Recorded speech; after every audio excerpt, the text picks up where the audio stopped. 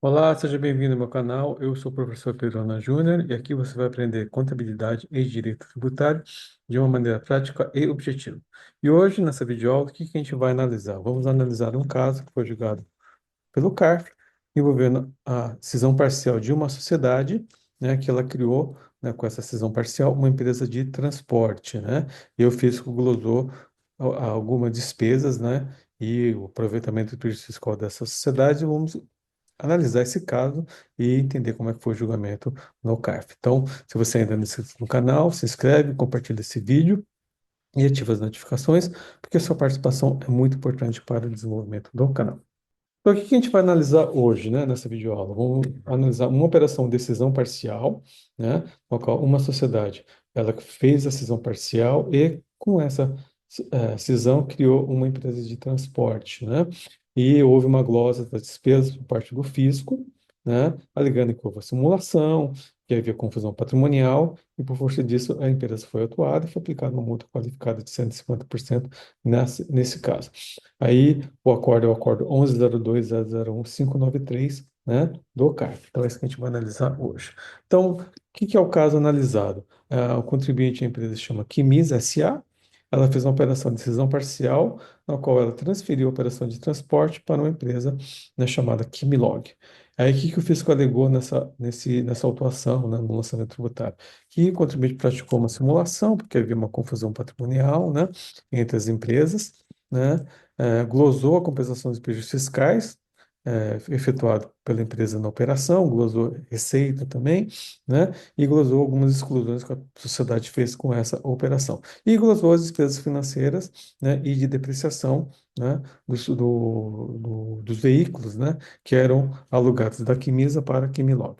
Né, e quando a relação, a compensação de prejuízos e demais exclusões, houve desistência por parte do contribuinte, então essa matéria não foi objeto de julgamento pelo CARF. O que que remanesceu? Foi a glosa do imposto de renda, contribuição social PIS/COFINS, de despesas financeiras, despesas com depreciação de veículos e dos créditos de PIS/COFINS descontados indevidamente em razão da depreciação dos veículos. Então, é isso que foi objeto de julgamento pelo CARF, tá? Né? Então, é isso que a gente vai analisar. Quais foram os argumentos do fisco, né, para poder fundamentar esse auto de infração? Né? Então, ele alegou que havia interdependência entre as empresas, portanto, havia uma simulação nessa operação, porque havia confusão patrimonial, existência de contratos de comodato, de imóveis entre empresas, indicando uma possível mistura de patrimônios, confusão administrativa e gerencial. As duas empresas compartilhavam praticamente o mesmo corpo funcional, utilizavam os mesmos recursos administrativos, como hardware e software, o que demonstra uma falta de separação clara entre elas. Por isso que, nesse caso, é importante ter o quê? Ter um contrato de rateio de despesa, né? Um cost sharing, para poder deixar claro que parte dessas despesas que são compartilhadas, um percentual é da empresa A, outro percentual da empresa B. Então, se houvesse, por exemplo, nesse caso, esse contrato de cost sharing, eu acho que o contribuinte tinha um argumento a mais para dizer que não havia confusão administrativa. Dependência operacional, a receita da Quimilog provém quase inteiramente das operações realizadas pela Quimisa, o que evidencia uma dependência significativa. Então, esses são os argumentos que o fisco utilizou para justificar a interdependência das empresas e fundamento da autuação por simulação. A ausência de autonomia operacional da Quimilog e o contrato de locação com valores abaixo do mercado, e por força disso, glosou essas despesas de depreciação, né, por parte que eram reconhecidas pela Quimisa, né, nesse caso. Qual foi os argumentos que o contribuinte trouxe para no seu recurso voluntário, né? O que que ele defendeu para poder justificar a superação? Primeiro, validade e comutatividade do contrato de locação, argumento que o contrato de locação de veículos firmados com a Quimilog foi celebrado dentro dos parâmetros legais e reflete uma prática comum de mercado, bem como que os valores acordados para o aluguel dos veículos foram estabelecidos considerando as condições econômicas do período e a realidade operacional das partes envolvidas. Segundo, legitimidade das despesas de depreciação. Destaca que as despesas de prestação dos veículos são legítimas e necessárias para a manutenção dos ativos, da Quimisa. A empresa alega que, como proprietária dos veículos, arca com esses custos de depreciação, justificando assim a apropriação desses encargos à sua contabilidade. Terceiro, integração operacional e sinergia entre as empresas. Enfativa a existência de uma integração operacional significativa entre elas e a Quimilog, caracterizada por sinergias que visam otimizar recursos e aumentar a eficiência do grupo empresarial. A defesa argumenta que essa integração justifica a estrutura contratual adotada e que tais práticas são comuns em grupos corporativos onde a alocação de ativos e recursos busca maximizar desempenho e competitividade. Tem algum problema você fazer locação entre empresas do mesmo grupo? Não tem, né? Então, alguns cuidados têm que ser tomados, sim, como não pode ser valor muito abaixo do mercado, né? Tem que ter o mínimo de eh, razoabilidade nesses contratos. Precedentes e práticas de mercado. Apresenta exemplos de precedentes e práticas de mercado que suportam sua abordagem contratual e contábil, demonstrando que situações similares foram tratadas de maneira consistente com a adotada pela empresa. A defesa utiliza esses exemplos para reforçar a legitimidade de suas práticas e a conformidade com padrões no setor. Então, traz alguns exemplos, né, de valores, como é que foi feita as operações, para dizer que o que eles estavam praticando não estava fora do mercado.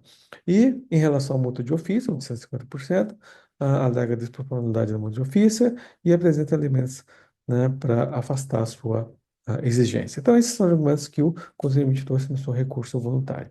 E aí, como é que o CARF decidiu em relação a essa matéria, né? Qual foi a decisão do CARF?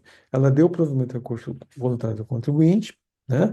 E acabou afastando o lançamento, né, dessas glosas, né, da despesas de depreciação e do crédito de PIS/COFINS por parte do contribuinte. Porque o que o relator entendeu, e depois foi seguido pela turma, né? Apesar da fiscalização ter conseguido demonstrar a confusão patrimonial, né, que havia sim uma confusão patrimonial, o fisco tem esses elementos no lançamento, a autoridade fiscal deveria ter desconsiderado o contrato de locação de veículos, ou seja, o contrato entre Quimisa e Quimilog, portanto, glosada despesas de locação é reconhecida pela Quimisa e não glosar as despesas de depreciação dos veículos de titularidade da própria Quimisa, porque isso é um ativo dela, que ela estava alocando, portanto, estava gerando receita e essa despesa, portanto, seria dedutível. A depreciação de despesas financeiras legítimas registrada pela empresa titular dos veículos, no caso a Quimisa, e por força disso, entendeu que o contribuinte tinha razão e acabou afastando o lançamento. E eu trouxe o trecho do voto aqui para a gente poder analisar e como é que o relator chegou nesse entendimento. Então, o que ele fala? De fato, os veículos eram de propriedade do contribuinte, no caso a Quimisa, estavam regularmente escriturados como ativo da sociedade, antes mesmo da criação da transportadora Quimilog. Como seria possível admitir que as despesas com seu financiamento, despesas financeiras e com depreciação não fossem contabilizadas? O contrato de locação em questão não desqualifica a propriedade anterior dos bens, nem impede a contabilização de sua depreciação. Então, o que o fisco deveria ter feito nesse caso? Glosado a despesa de locação, desconsiderado o contrato de locação, não glosado a despesa de depreciação, nem a despesa financeira do financiamento desses veículos que foram comprados a prazo. Repita-se, o fisco poderia desconsiderar o contrato de locação por entender que seria simulado ou subvalorado. Contudo, as conclusões a que chegaria seria de que a despesa com prestações de serviços substancialmente simulados seriam indedutíveis, né? Não a despesa de prestação, mas sim a despesa de locação. A Quimisa tem razão ao consignar seu recurso que os bens locados por ela continuaram a pertencer a ela, gerando renda, receita tributável e diminuição do valor desses bens locados e geradores de receita.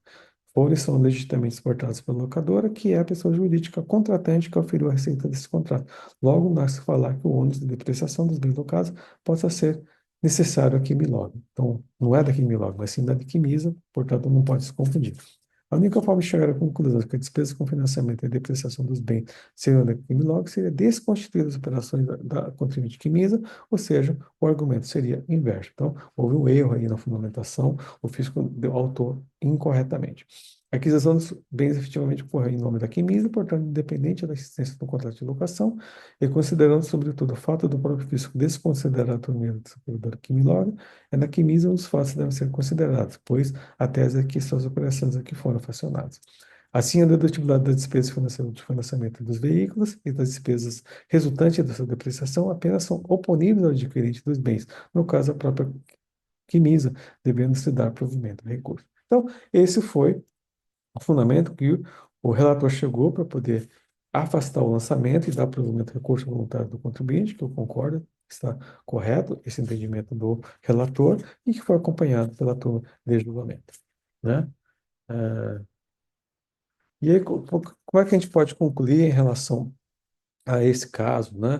Que a gente pode aplicar, se a gente analisar um caso semelhante, ou se você chegar a pegar um caso semelhante, analisar muito bem a fundamentação da auto de operação, como é que o fiscal chegou na conclusão para poder fazer a defesa. Então, nesse caso, apesar dos elementos escolhidos para fiscalização demonstrar a confusão patrimonial, que havia uma simulação por parte do contribuinte, a autoridade fiscal deveria ter desconsiderado os contratos de locação e regulado as despesas de aluguel, e não as despesas de depreciação e do financiamento dos veículos. Como os veículos eram de titularidade da Quimisa, a depreciação e a despesa de financiamento deveriam ter sido reconhecida por ela e a mesma é dedutível, né? Porque é um ativo dela. Portanto, gerou receita. Então, gerando a receita, a despesa é dedutível. E é importante da análise do caso para verificar os fundamentos da decisão. Então, sempre falei para vocês aqui nas minhas videoaulas e nas minhas aulas. Sempre analisar o caso concreto, sempre analisar o termo de verificação fiscal, como é que o fiscal chegou naquele argumento, como é que chegou naquela atuação, para depois você construir toda a sua linha de defesa, tá? Então, é isso que eu queria falar na videoaula de hoje. Se você gostou desse vídeo, compartilha, ativa as notificações, se inscreve no canal, porque sua participação é muito importante para o nosso desenvolvimento. Obrigado, até a próxima.